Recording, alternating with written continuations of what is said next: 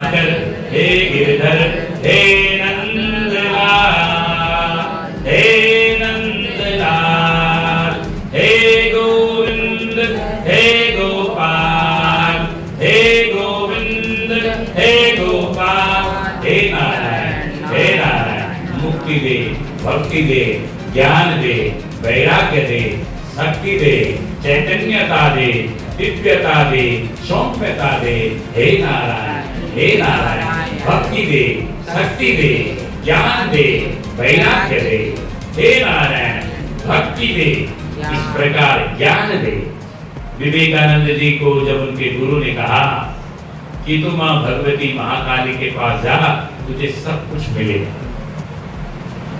विवेकानंद जी ने कहा घर में बड़ी समस्याएं हैं, तो गए जैसे ही महाकाली के पास गुरु ने भेजा रामकृष्ण परमहंस ने जा माँ तेरा कल्याण करेगी। जैसे ही अंदर गए भौतिक जगत के कुछ नहीं मांगा, क्या मांगा?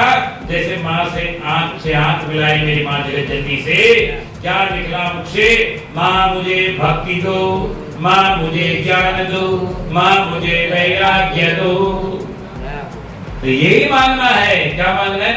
भौतिक जगत में तो आपने देख लिया बड़े संकट हैं, बड़े झंझट हैं, बड़े विवाद हैं।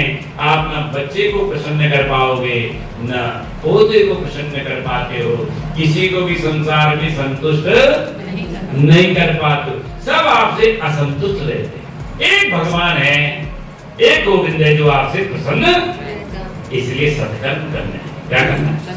मुझे परमात्मा प्राप्त हो जाए। और इस भारत भूमि में, इस ज्ञान भूमि में, इस भक्ति भूमि में, इस चैतन्य भूमि में, इस देव भूमि में, इस शक्ति भक्ति ज्ञान विवेक की भूमि में, इस वैराग्य की भूमि में तो भगवान कण कण में विद्यमान है। क्या है? कण कण में विद्यमान। जहाँ देखो वहाँ कंकर कंकर में शंकर विराज। क्या है? कंकर कंकर में शंकर विराजमान है।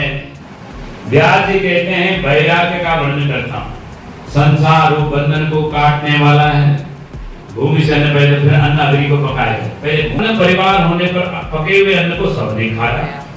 दो भागों में विभक्त, रस अलग हो गया, देह को पुष्ट करता, मल अलग शरीर से बाहर निकल जाए, रस फैल जाए। उसी प्रकार शरीर रस को। फिर हमारा क्या? कान है। क्या है?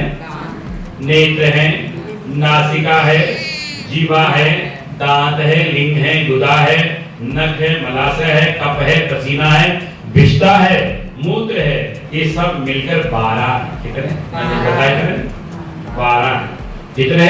12। और प्राण वायु नाड़ियों के मुख से उन सूक्ष्म शरीर में स्थापित करती है और उसको पित्त करते हैं। नाड़ियां सारे शरीर में फैल करके रक्त को पहुंचाती है। फिर हम बोलते हैं हीमोग्लोबिन इतना हो गया, इतना कम हो, कुछ चीजें बाहर निकल जाती है।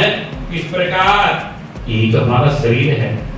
अब एक दिन पता लगता है जिस शरीर के हम इतना कार्य कर रहे थे कि मृत्यु को प्राप्त हो जाता है। इसलिए वैराग्य धारण करना। वैराग्य धारण का मतलब आप इस वस्त्र को छोड़ दें, घर छोड़ दें, परिवार छोड़ दें, चले जाए ना।